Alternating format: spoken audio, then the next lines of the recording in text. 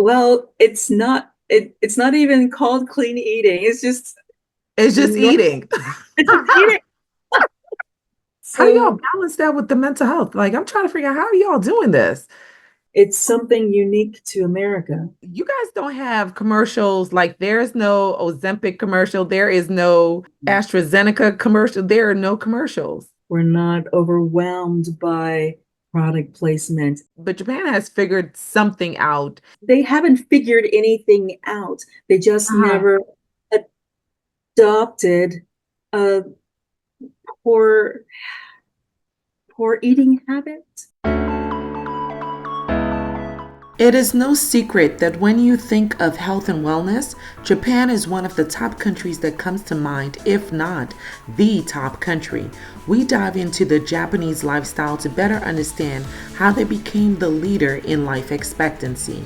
With our special guests, we talk school, nutrition, physical fitness, family, aging, work culture, and so much more.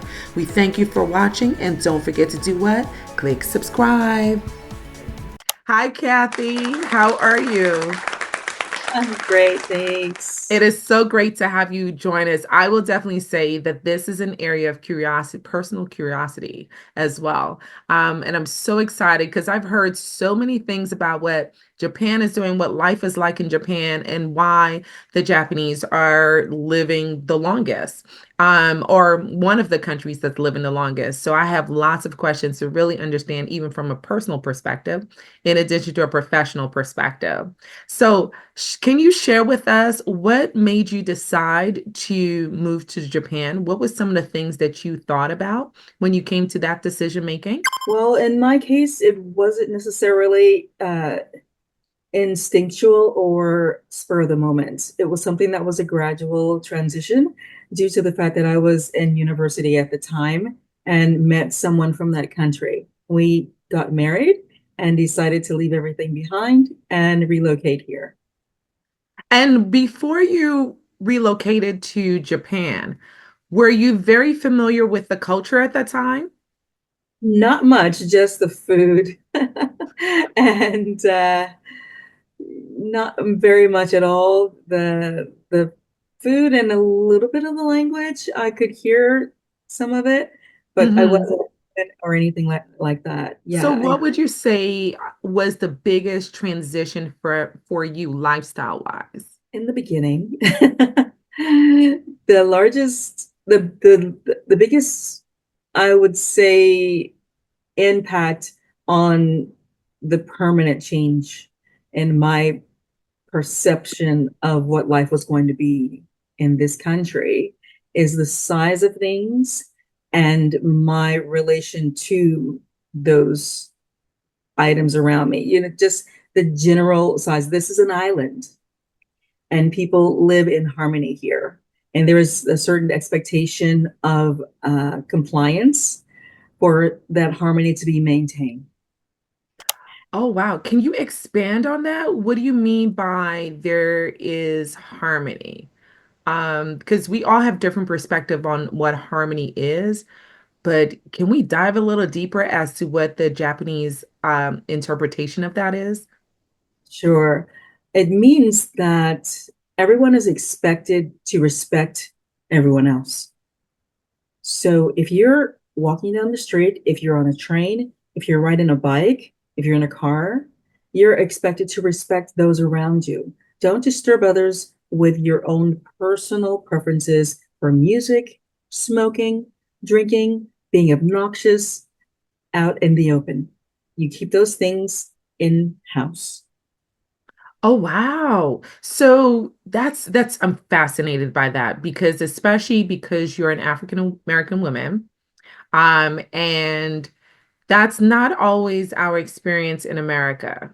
And so for That's all. you, was that a huge transition for you, or were you already kind of in a village that had that same type of perspective? And so the transition wasn't that different for you? And I have not lived in the deep countryside. I've traveled through there, but Hmm. I live near Tokyo. So That's one of the largest cities in the world. So it's quite compact with bodies. And if you've got a lot of chaos and different things going on, it's not going to work. Business is not going to flow. Okay. So those social norms are unspoken typically, but they do give you hints in the form of signage and little reminders and scenarios, pictograms, if you wish, uh, Uh-huh. on billboards and in train stations. This is what you should be doing. This is the behavior we expect you to display in public areas. So Wow. So there are actual reminders of yes, what there's actually a set expectation, and there are reminders of that expectation so that even if you are a visitor, you will you're know. made aware of what the ambiance is like. Absolutely. Wow.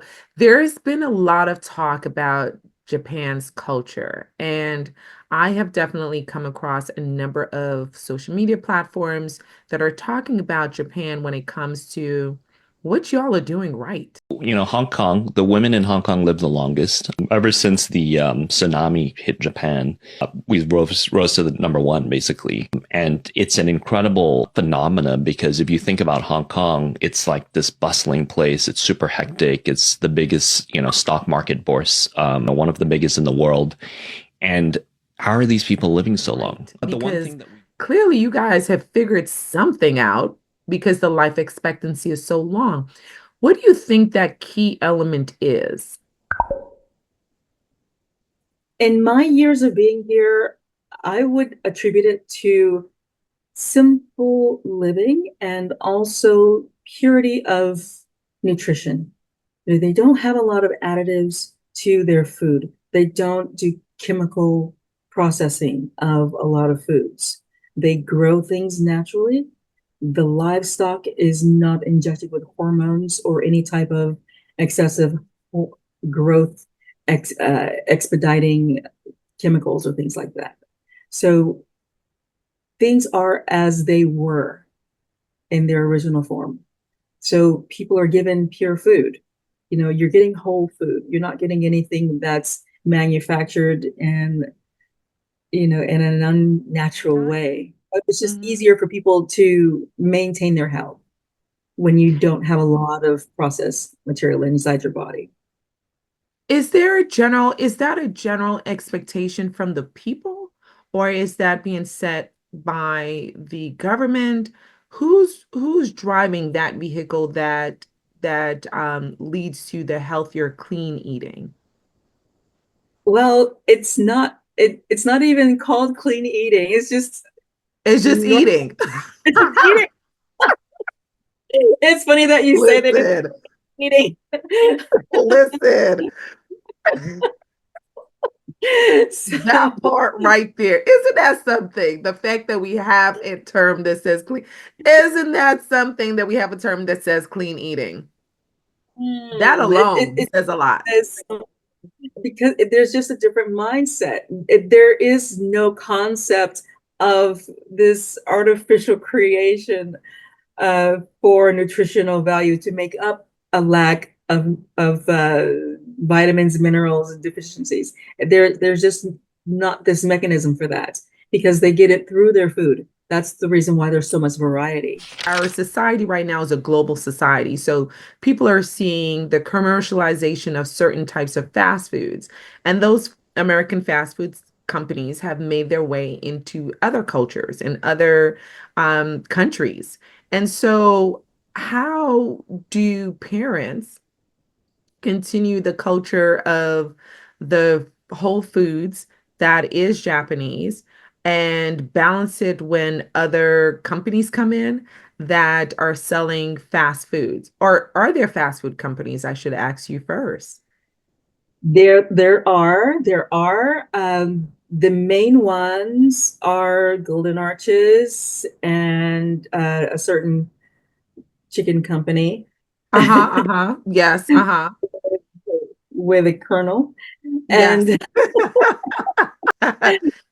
So well, how do you control the desire for kids to explore, because kids are very naturally curious. So how do you as parents also guide kids in terms of desiring those types of foods that are so commercialized? And there is a mindset, and it is not as commercialized as it is in America. Everything that you see in the States is for consumption. We are not programmed, and all of those advertisements are not pushed on the public. So they don't see it. So they don't desire what they don't see. Oh, I love that. What are the attitudes of kids when it comes to eating? They eat at home. They're home cooked meals that are balanced by their parents. That's how they're taught. They're raised that way from the very beginning. Then they go into preschool. They have certified nutritionists that also do the same things that their moms do. So they have balanced, healthy snacks. They also have their lunches that are balanced and measured and things like that. And there's an entire menu where they have the calories, the protein, the carb, and all the things are laid out with the menus that they prepare throughout the week, from preschool all the way up through elementary school. In Japan, by law, every school has to employ a professional nutritionist. Oh, good. Wow. It's a serious qualification. It's 3 years on top of your teaching degree. And as the nutritionist, your job is to design the school meals, which have to, by law, be made entirely of fresh foods that are prepared on the day. You're not even allowed pre-processed paste in the schools in Japan. And then you've got to use those fresh, unprocessed meals, which contain all the main food groups, to educate the children about how to eat well, eat healthily. So you create fresh food. You're not allowed packed lunches. You can't opt out of the school lunches. You have these fresh meals and you learn through that. So I remember standing in front of her and she's got this rope and she said, right, the white bit of the rope represents carbohydrates. What do they do? And some kid yells out, give you energy. And the kid's right, this represents protein. What does it do? Gives you strong bones. And she ties the ropes together to go, wow, you need all of these to make this circle and have a healthy meal. And it was so weird talking to these kids because I was going around talking to them. I said to them, what's your favorite food? And one kid said, broccoli. I love broccoli. Okay. All right. Another kid said, white fish. I love white fish. And I was so thrown by this that on my phone, I just Googled British school dinners, right? Yeah. And showed them videos and I didn't choose the worst ones. It wasn't like the horror stories, just like the kind of stuff that I ate at school. Yeah. Right? Oh, they literally screamed. One of them said, oh my God, in English, right? What he said was true, but it's not, some places are private, right? Some places are public. So it depends on where your child is actually going to be going to school. And there are some international facilities that go in a different way, yeah? So they would have access to other things. Another thing about introducing non-local nutrition and non-local, outside influences of processed foods and things like that, they're more expensive, right? Because they're imports. Oh, right. That makes sense. Right. So they're not going to naturally seek those things out. Those are treats that they would have like once or twice a year, maybe. So Got it. What about from the perspective of physical activity? So how do the Japanese focus on being physically active? Because that's also a challenge. Internationally, people are becoming a lot more sedentary. We have these little devices that captivate our attention. How do you balance also just the draw to be sitting and looking at a little device for hours and hours, which is a challenge around the world, versus being outdoors and physically active? in the case of Japan, it's written in the yearly curriculum that students participate in sports. It's not an option. Okay. So everyone is active, regardless of if they would like to be or not. They have sprint tests once a year, and then they have competitions. And yeah, throughout the year, they have different types of activities that the students do. And throughout the year, they have PE, right? So everybody takes PE. It's not something that you can opt out of. So you have PE once a week, everyone. You do a different activity, you do a different sport to whatever degree that you can. Now, of course, it's not 100% foolproof as far as sedentary, lifestyle thing. And Hmm. people prefer not to be overly active and would prefer to have their even Japanese snacks that are not necessarily great for you, right? So it depends, but there is activity out there. And another thing that contributes to maintaining a relatively steady level of health is public transportation. People walk everywhere. The train system is like a spider web, and it's something that people utilize every day. And we don't drive cars everywhere we go. Okay. So a lot of people live in the metropolitan area. Access to the trains are very easy, and you live your life basically around the trains. You walk to and fro to different places based on wherever the train station is. If you're a visitor, is it easy to navigate the train stations? Today it is. When I came here, it was not. Uh, we thank you for your hard work. It was the learning process, absolutely. But today they are becoming a lot more accommodating to guests, to tourists, to travelers, with the multilingual signage. They've Oh, got okay. English, Japanese, Chinese, Korean. Oh, Um, wow. yes, because we're in Asia, right? So they're gonna Yes, languages and then the one global language, which is English. Yeah. that's fantastic. Of course, there's always these terms that starts to trend, and one of the tag terms that's trending currently is wellness. What does wellness look like in Japan, especially as people age? How are they maintaining their health as they get older? There is a scale of maintenance for people that are aging. It depends on how you've lived your life. If you've ever heard of the term salaryman Mm. in Japan, so these are people that work for a company for quite a long number of years, and then they retire. And depending on how they use those years will determine how their retirement years will look like and what their aging process will look like. Because there's a culture of group uh, parties where they go out drinking with the bosses and they unwind after work or during a big corporate Mhm. deal, things like that, right? So if you overindulge in those things, your body will begin to deteriorate faster than those that may not so much, that leave early or that have a family and that will choose to just maintain a stable life balance, a more stable life balance. Now, that's not saying that it's easy to do those things, even if you are trying your best. The culture is such that it pulls you in one particular direction. But those Mhm. that are, I should say this also, the population of Japan is edging towards 40% uh, of the people being over 60 and above, basically Right, retired. I read that. So there's a large number of people that are already over that threshold, and they're thriving. They're thriving. There are a What lot is of their them that are. secret? What is, they have clearly found the fountain of youth. What is their secret to their aging? How did you guys end up with a population that is so largely an aging population and also seem to be aging very well? Right.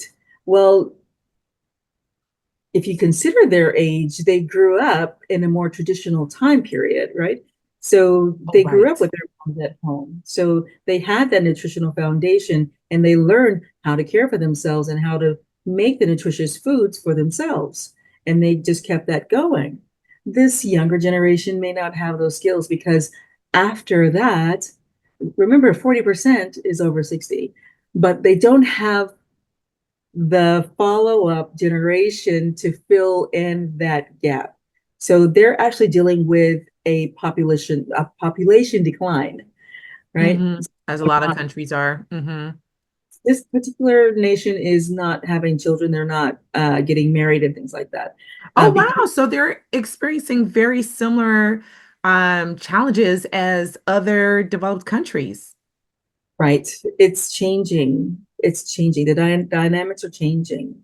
So it's creeping up, but we still have they still have their way about maintaining their health. And the older generation are trying to influence the younger people to try to keep their health up because they realize that you're going to be our age at some point and you're going to want to keep your health.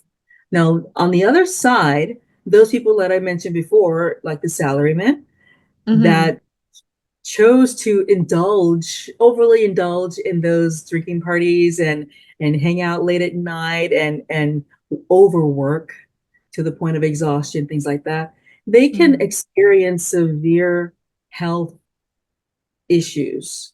For example, you'll see some people that have suffered a stroke from mental exhaustion, and they have to recover from that, but they're already retired, right?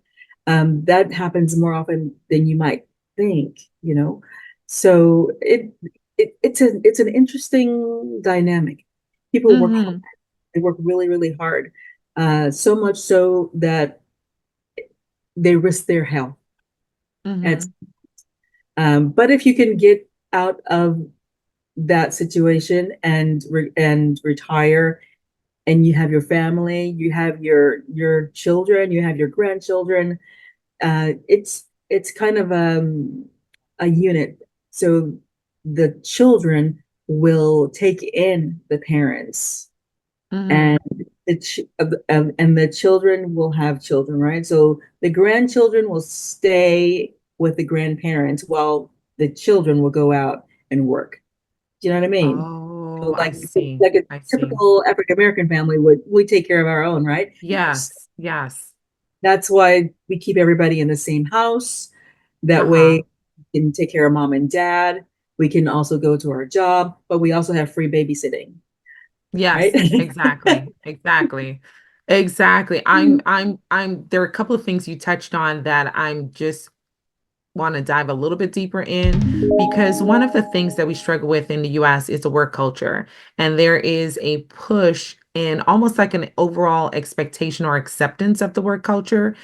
Even though you do have the corporate lifestyle in Japan, is that the culture also, or is there an anti-work culture push? I would love to have the siestas that they do in Europe. Like, so you have the siesta lifestyle in Europe, and then you have the American lifestyle that it's heavily work culture.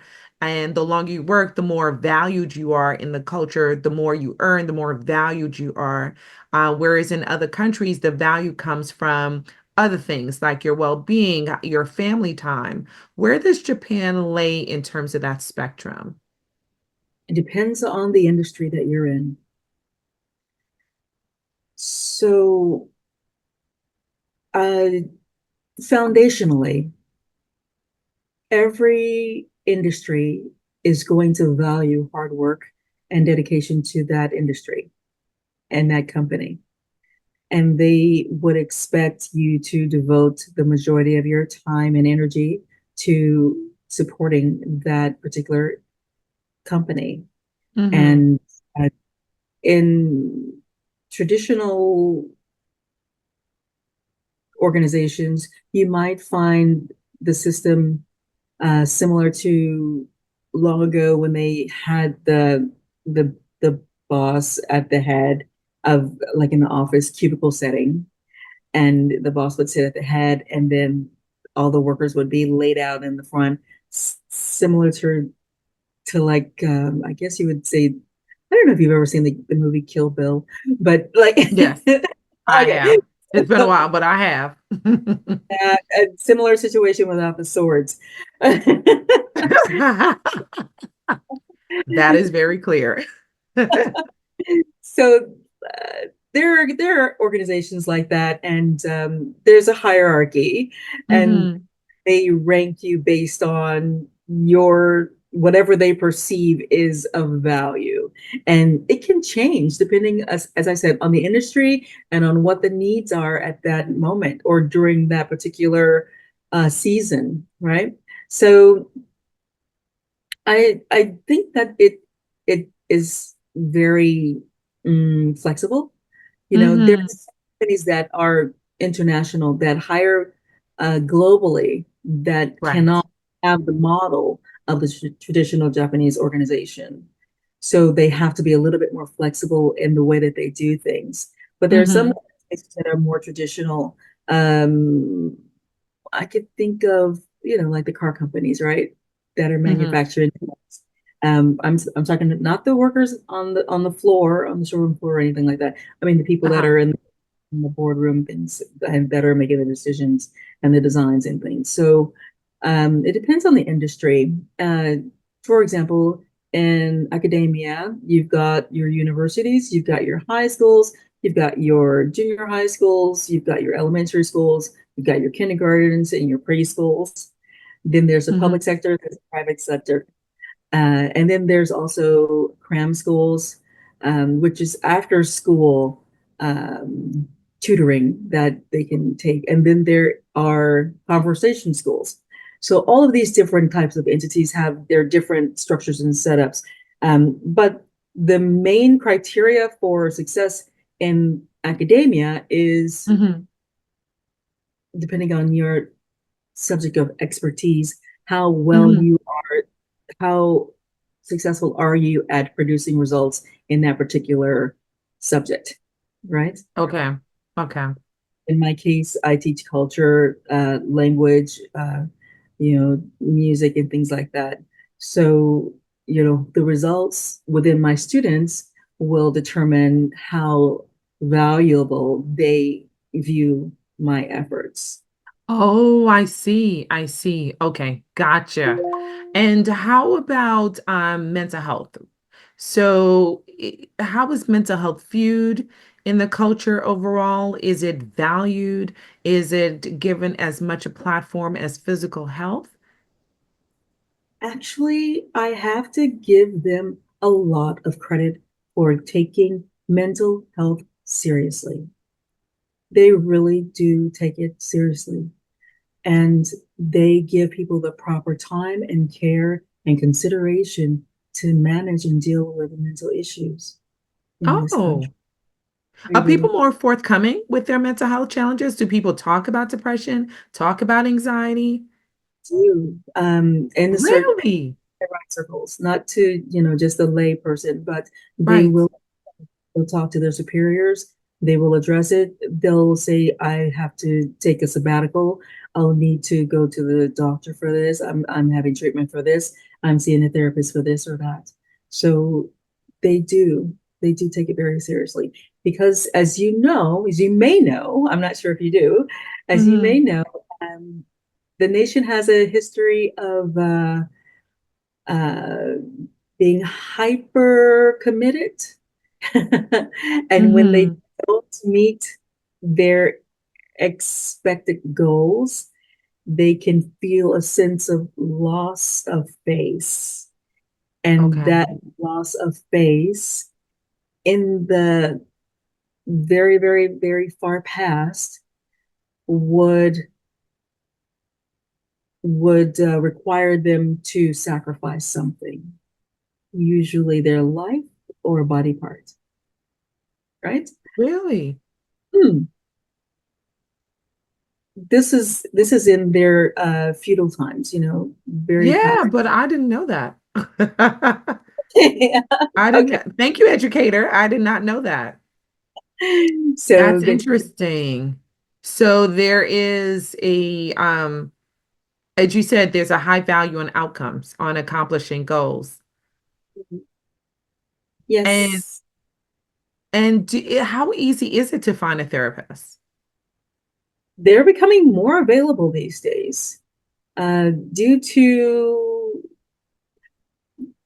uh, I have to preface this by saying that over the years there's been an influx of foreign residents. Okay. Their adaptation to the nation and culture has not been as smooth as most would like. Mm-hmm. So Mm-hmm. I deal with a lot of issues. And then there are foreign residents who marry into the people of Japan, their families, and then you have blended families and things of that nature. And then you have internal issues that they deal with, the children and the parents, and then the grandparents of the different families and the Mm-hmm. cultural class. So that's why family therapists and individual therapists, uh, people that focus on young people, Mm-hmm. psychiatrists and psychologists, those people are becoming much more in demand. Yeah, Okay. very, Okay. very. Did you guys see a spike after the pandemic? Because there was a spike in the US for the demand for therapists after the pandemic. I wouldn't say that would, well, I wouldn't be looking for it personally, but Mm-hmm. Mm-hmm. that's not really something I would be searching for.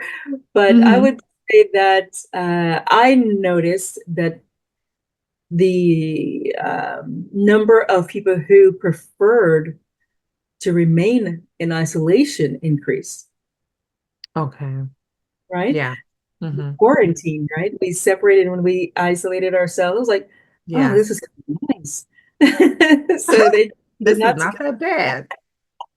I will Yeah. save them anyway. Well, no, because you can hear your own thoughts when you're That's true. isolated on your own. When you live in a nation that is on an island, and one of the most concentrated areas is a city of, I think it was like 7 million, something like that in Tokyo. Mm-hmm. Mm-hmm. It's a lot. Wow. I could be wrong. It could be like 13. I could be wrong at that number. Mm-hmm. Mm-hmm. Mm-hmm. There's a lot of people But that live it's densely populated, is what you're saying. in New York times 1.5. So it's Wow. really, really tightly packed. And so you can imagine that the train rides would be just as, compact as Yes. well. So Yes. when you have the opportunity to study and learn from home through mediums like this, online, they Mm-hmm. felt, okay, this is my opportunity. I can have my own space. I can study the way that makes me feel most comfortable. I can educate in a way that is at my own leisure, and I don't have to deal with the personality issues with other classmates Mm-hmm. Mm-hmm. and discussing things with teachers that make me feel uncomfortable, things like that. So An introvert's dream. basically, it created a vacuum of outward extrovert, and yeah, it kind of spawned this introvert generation where people preferred that aloneness, you know, That's and interesting. And is it generational? Is it multi-generational? Are the elderly also having that perspective, or is it primarily the younger generations? it's just the kids because they're the only ones that are forced out of the house, right? Yeah, that's true. Well, is there such a thing as remote working in Japan? Mm, people don't really take it seriously, because there's such a culture of togetherness for the Oh, adult population. And hmm. we have to be as one, and we should do this as a team. And Okay. so Gotcha. it's a The different, teamwork is really important and valued, it sounds like. well, it, okay. It could be that. It could be that. Or they See just want that. everybody to be at homes and just to be in the office where they can keep an eye on you, right? And Uh-huh, so that's true. That's true. That's true. Yeah, that is very true because that's basically part of the push in America as well. And for the work hours, what is that like? Is it a 9 to 5 society? Do people tend to work on weekends at all? Do people do overtime? Does overtime even exist? Sure, we work a lot, a lot, a lot. A lot, a lot. Okay. How do y'all So balance that with the mental health? Like, I'm trying to figure out how are y'all doing this? Because we work a lot, but we mad over here. remember, we're not inundated with the programming of aggression. Okay. We're not inundated with the messaging that you should be upset to do your best in your work. We're Hmm. not inundated with the negative messaging. We're not overwhelmed by product placement. And are you feeling this way? Go ask your doctor about this. We Okay. don't have any commercials about health issues and about Wait, medications that you should try if you're feeling some kind of way. Doesn't wait. exist. You guys don't have commercials like there's no Ozempic commercial, there is no AstraZeneca commercial, there are no commercials. Not. Nothing. What? We don't push drugs on people here. That's There is no interesting. there is no big pharma and there is no profit in people being sick. No, yeah, can you explain that? Because that's something that we're talking about a lot is just really the structure of the healthcare system. Like, so how do you guys approach chronic diseases like diabetes and high blood pressure? Are people placed on medications? Are they first started with lifestyle? Do they get coaching? Like, how do y'all address those things? Let me rewind a little bit Mm-hmm. and address one thing that you said. Okay. Uh, said, how do they address diabetes? Diabetes is not a large issue in this nation. So that would not be something at the top of anyone's list of treatments. It's something unique to America, and it is something that has spread to other parts of the world due to the influence of American products being exported.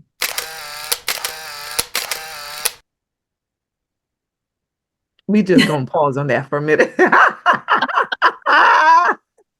No, that's interesting because it's so funny. I'm glad that you're pointing out these things because when you're in this lifestyle, it's so easy to only see your norm, right? We use the same language, we use the same terms, we approach things from the same perspective. So I am so glad that you're contrasting the mentality and the mental approach of our lifestyle here versus other nations like Japan who figured out how to do life healthier, I should say. No one's perfect, but Japan has figured something out in terms of living healthier, more fulfilled lifestyles longer. So it's interesting to hear, wow, you guys don't even have that term. Well, they have it, but it's rare. It's like for the foreigners who eat too much white rice. But the thing about it is they haven't figured anything out. They just Uh-huh. never adopted a poor poor eating habit. I see what you're saying. Yes, you see my languaging. It's I like that you're doing that like there's nothing to figure out. It's because that it just doesn't forgot. exist. You guys forgot. You didn't used to eat the way that you do. It was introduced to you in the 70s. I'm not sure how old you are, but people didn't used to I'm have issues old. of, of, of obesity, diabetes. They never You're needed right. all of these things. You're It's nothing. right. Yeah, I did read that World War II, there was a big change in the food industry. And that was one of the pinnacle time periods that led to basically what we're seeing now. So you're right. There, if you've never had it before, there's nothing to figure out. That part. That part. So help us understand what is the healthcare structure in Japan? they're very, very, very kind. They're very helpful, very considerate, and very mindful of every individual patient's needs, in my experience. Others Hmm. have different experiences, but I personally am allergic to pain, and I stress this Uh-huh. at every turn if I ever need to go in for anything, Hmm. which is rare. I'm hardly ever in need of any medical care, but let me Well, think let me about. ask you about that though. So, do people go in preemptively? Like here we have preventive care where the focus is to prevent some of these chronic diseases that are so common, right? And so our preventive care is covered by most insurances. Now, the structure of the US healthcare system is based on private insurance primarily, and then you have the insurance that covers the underserved, which is Medicaid.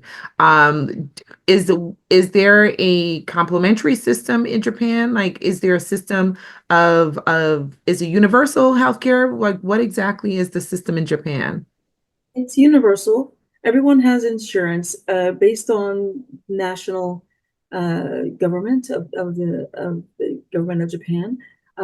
But also you can get insurance through your company, and that is more comprehensive. Also, your company offers free medical checks every year. You get a Oh, free year. They check everything from blood, your heart. You get a, X-rays, and they check everything, right, for free. It's just a part of your employment. wow. And another thing that I could, I don't But know those what. companies, by the way, don't have access to the information. They just offer it. No, it's not nothing. It has nothing to do with the company. They just Okay. provide you with the coverage, and Oh, and it's interestingly. Have you ever you've seen a food truck before? Yeah. yeah. So think of a food truck, but the size of a trailer camper. And Uh-huh.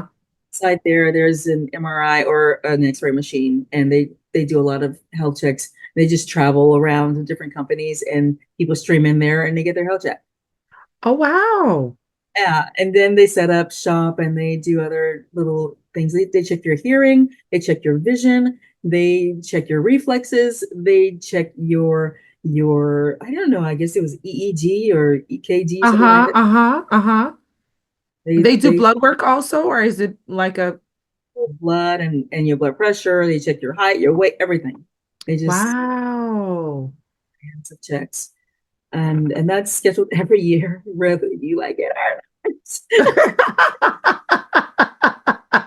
not.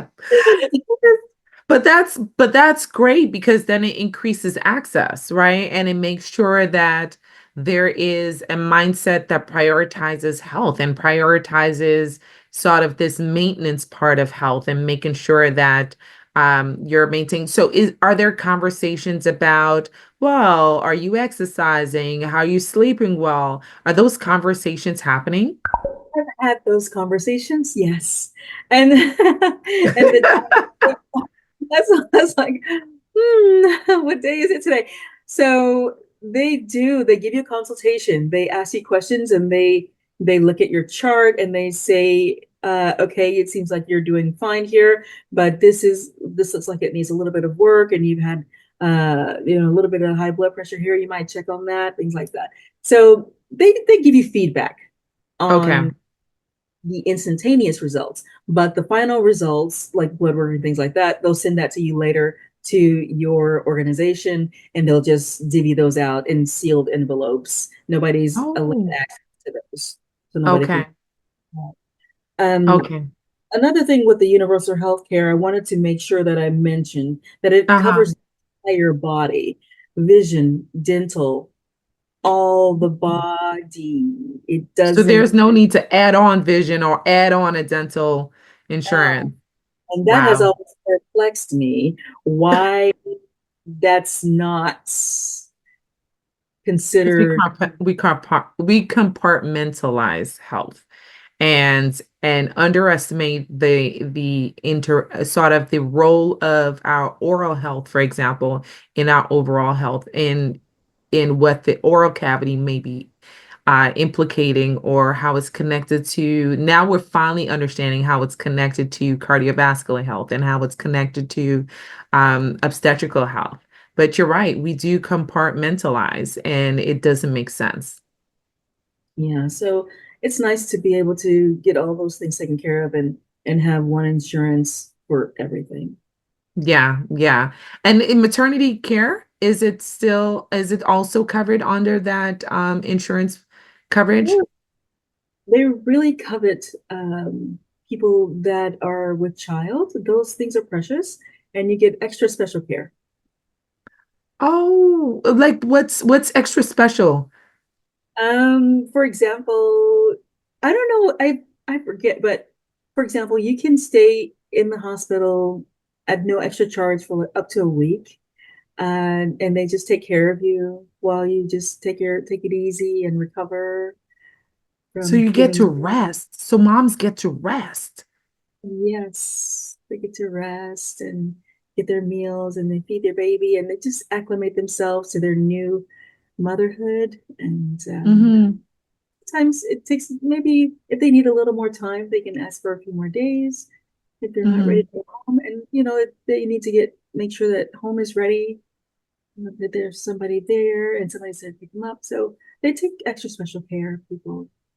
Oh, that is wonderful. So are women delivering primarily in the hospital in Japan? Sure. There's And no, is there such a thing as home birth or birthing no, centers? you wouldn't want that. No, the space is too tight. There's Gotcha. not, it's not good. It wouldn't be a good situation. And also, if something were to happen, you would be, liable. It's not good. So Okay. I can't Okay. imagine. And I feel that the population prefers a professional at the helm than, their mom or somebody they just outsource in their home trying to Hmm. their child. Again, the space is small, so Hmm. not many people have the means to do a home birth. So Gotcha. a little bit. And the ones who, are there such things as doulas and midwives in Japan? Or are there birthing workers Not or birth that workers? but again, I'm living in a suburban slash Okay. metropolitan area. Uh-huh. The areas that are truly rural, I'm sure that there is a mechanism or a method of reaching out and getting assistance with home births and a team of people that would drive out to them if they don't have access to a medical facility nearby and Hmm. labor. And how does Japan approach? I'm gonna wrap up my questions because I will be here all day asking you questions. I, I don't have any plans. It's How, Sunday, so I'm fine. listen, I'm so fascinated by this. Okay, how does Japan approach fertility? Are there conversations about, is there such thing as family planning? Are women on birth control? Are they giving options? Like, how do they approach that particular topic?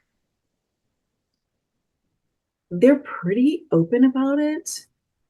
Okay. They they are they basically it's not anybody's business but yours. The Okay. Hmm. government is literally not in your home.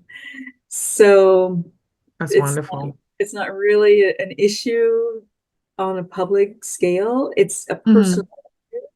and they really leave it at that. It's for the individual to make their own decisions about their health and their body. Uh, Hmm. so it's not really an issue of contention here. Is women's health valued in Japan?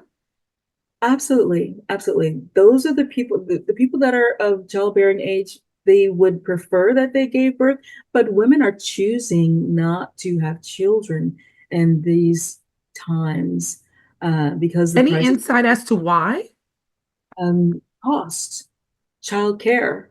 So not everybody has a grandmother or a mom or dad that's available to help give you that free childcare. Sometimes mom and dad are still working because they're in such great health and still very vivacious, they're still working. Mhm. Maybe Mhm.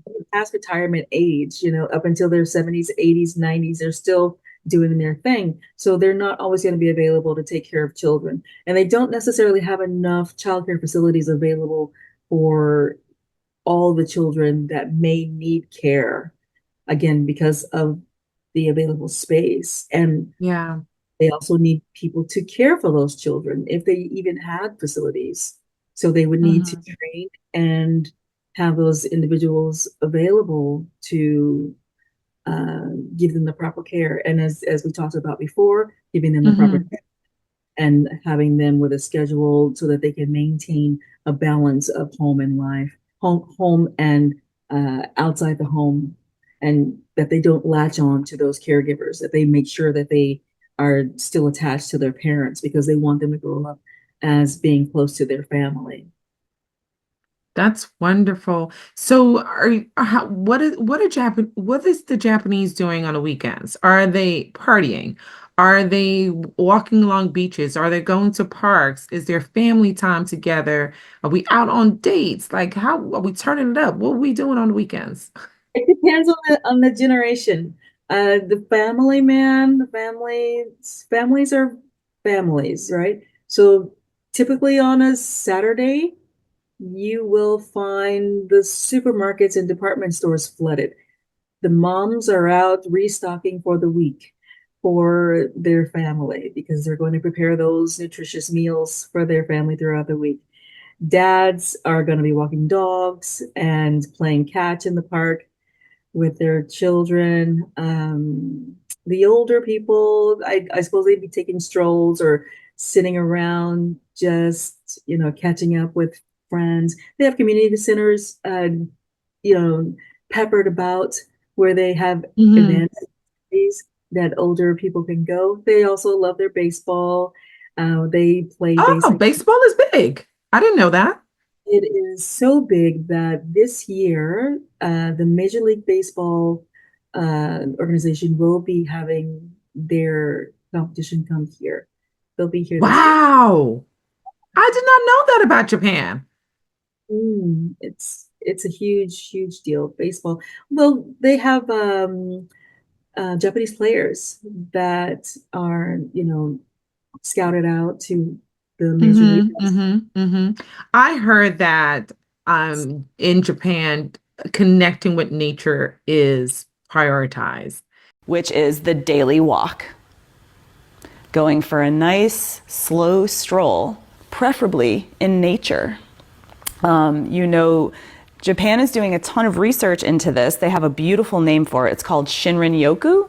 It means forest bathing.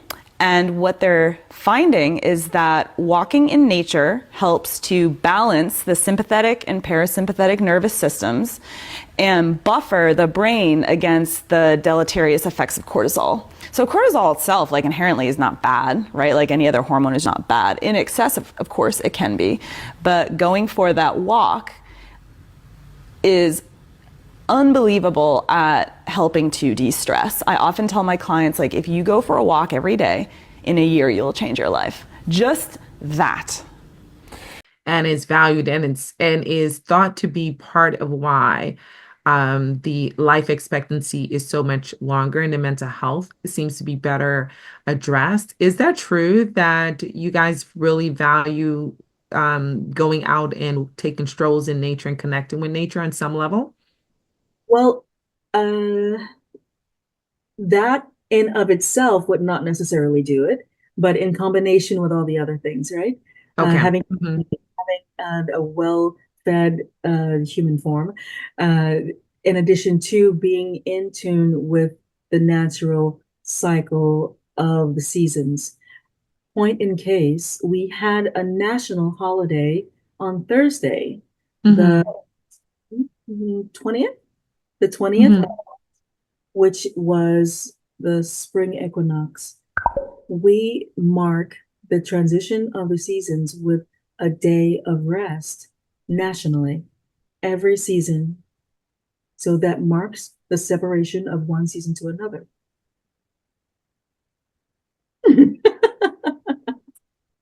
I am fascinated by that.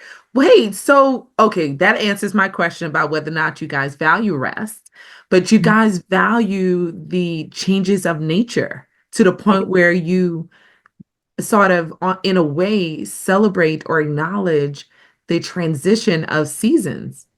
Absolutely. Absolutely. And it has a very deep impact on how your mental state adjusts. All right, now this is the season for this. That's why you don't eat every kind of food throughout the year. You eat the foods that are in season. That's why you don't need to force your body to adapt and to metabolize food that it's not prepared for. Wait, who to say that one more time? Wow. One of the things that we do in Hong Kong is every day there's like a soup.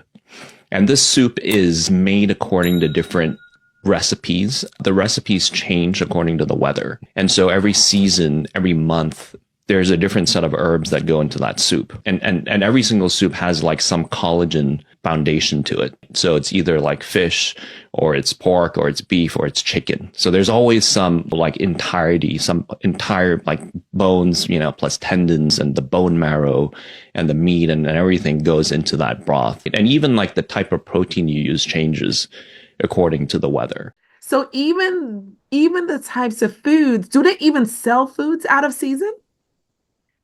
No, it's difficult to find some foods out of season because they're not harvested. They're not planted and they're not harvested out of season. So again, this is something that is foreign to people who live in balance and in harmony with nature, right? And I've come to the understanding that that Americans in general are truly out of balance with the natural order of things, right? We are.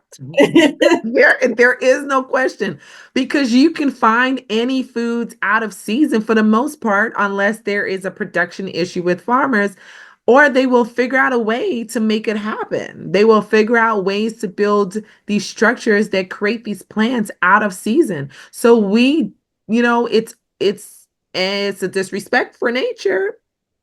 Well, not only that, but whatever is created is a Frankenstein. That's what you're Right. putting. So that's why there's so many health issues, because it's not a true naturally produced food. It's something that is an amalgamation of processes that they've Yes. created this out of. And your body knows this instinctively. Your body knows how to help itself stay alive. And it can recognize something is off with what you just put in it. It can recognize there's some molecule that doesn't quite fit in the Right. structure. Oh my gosh, we can totally do a talk on that alone, right? Because the body is synced with nature, right? And so when we consume foods that are out of season, it literally puts your body out of season. And a lot of people don't even know what in season produce is. And it also is to the detriment of farmers, because they are working on the demand of producing something that's not naturally produced by the soil or the season or the weather of the time. So they are trying to keep up with demands of people who want a certain produce out of season, which is out of the natural, it's out of the natural phase of the land itself. And it's out of, it's kind of disrespect to the land. And there's lots to be said about people who want things that are out of season. That's a whole other conversation. You're right. And it's fascinating to hear that in Japan, you guys take that moment to even just kind of honor the transition into a new season and take the time to reset your mindset as to, now in this particular season, what should my focus be? Should it be rest? Should it be achieving a new goal? I'm fascinated by that. Basically, we all know that this is the true beginning of the new year. And that has been the case before they changed the calendar. This is the season of renewal.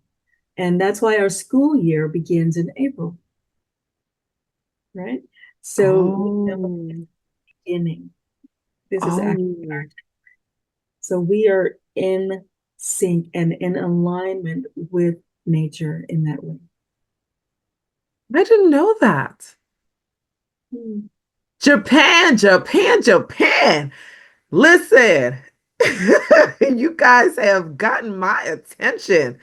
I am loving a lot of the principles. I think the principles are definitely way more in alignment with the universe and even just the rotation of the earth and the oh my gosh, there's something to be said to be in alignment, right?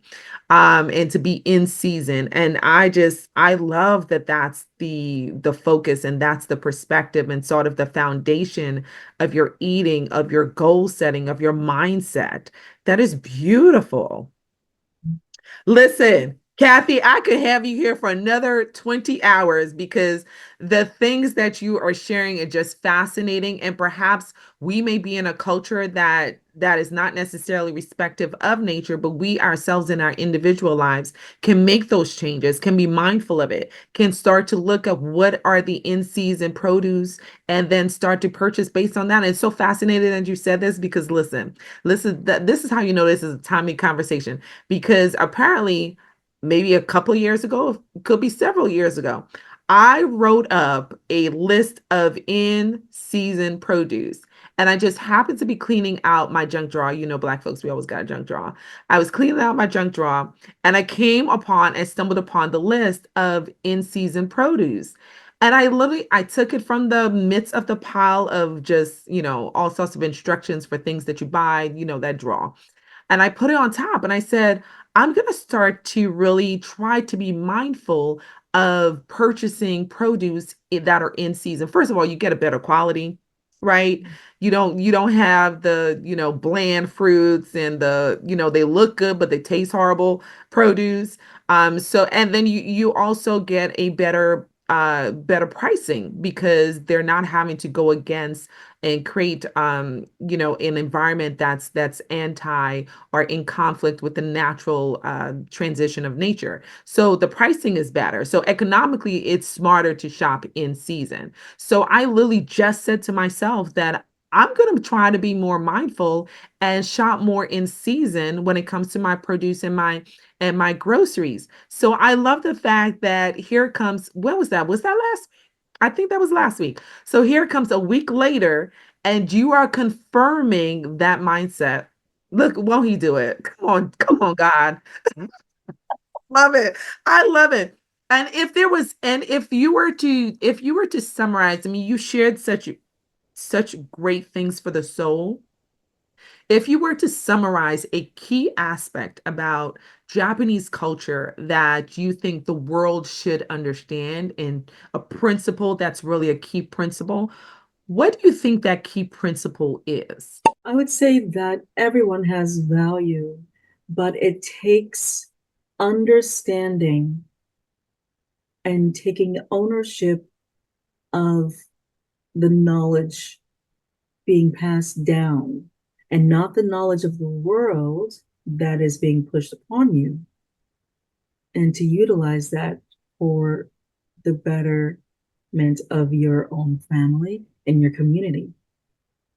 Because I feel as if in the West, there is always someone with an agenda, and that is trying to manipulate or accumulate something from someone or some entity.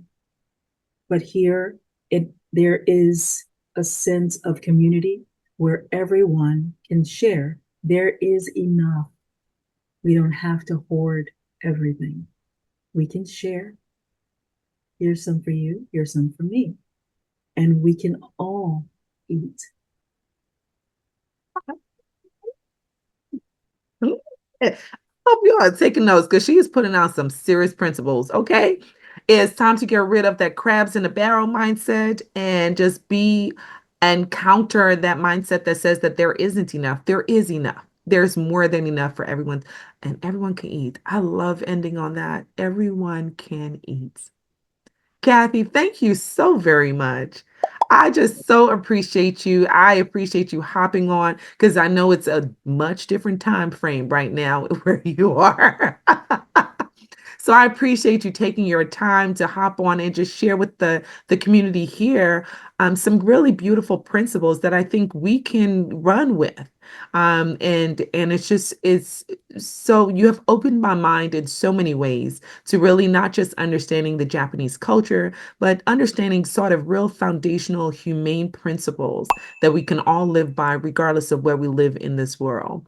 So thank you guys for joining us once again. We hope, drop a comment down. What do you think about some of these principles? Which one hit you? There are a couple that hit me real hard, like in the center of the chest hard.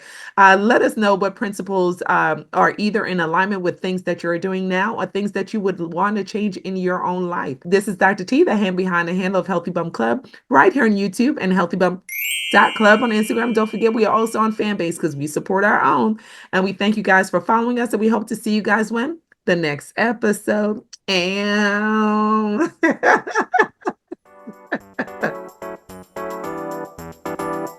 this is Dr. T. Just a friendly reminder. Don't forget to comment, like, and share. And go ahead. Why not? Click that subscribe button. Help us to get to the next 1,000 subscribers. We thank you guys for supporting.